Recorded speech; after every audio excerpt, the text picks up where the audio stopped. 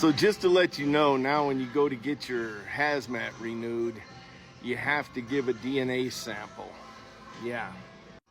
So anyway, I tell the lady I got a 10 a.m. appointment. I'm here to, do the deal. And she hands me a clipboard and asks for my ID and all that. So, okay, I read the paper. It requires 2 forms ID, hand her my driver's license, hand her my passport, all that good stuff. And then I sit down and I start filling out the stuff, and I get, name, height, weight, but then they started asking IQ, where did you go to college, what's your profession, what, a lot of off-the-wall questions for a hazmat renewal. What the hell? So since I wasn't sure about the IQ question, I just put down truck driver. Then I got to looking around the room and noticed I was the only old dude in there. Everybody else was pretty young. I was like, wow, a lot of people must be getting their hazmat for the first time. And then one of the final questions on there was, is this requested from a certain party? I said, well, yeah. So I wrote down DOT, and turned it all back into her.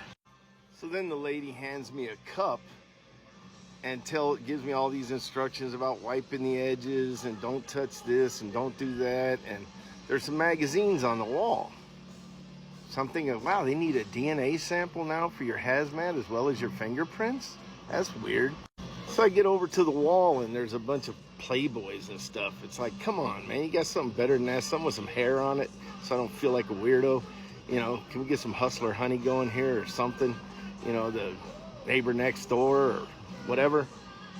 So I was in there for a long time. I mean, I'm getting older. It took me a while. I was in there almost 5 minutes and came back out and handed it to the lady.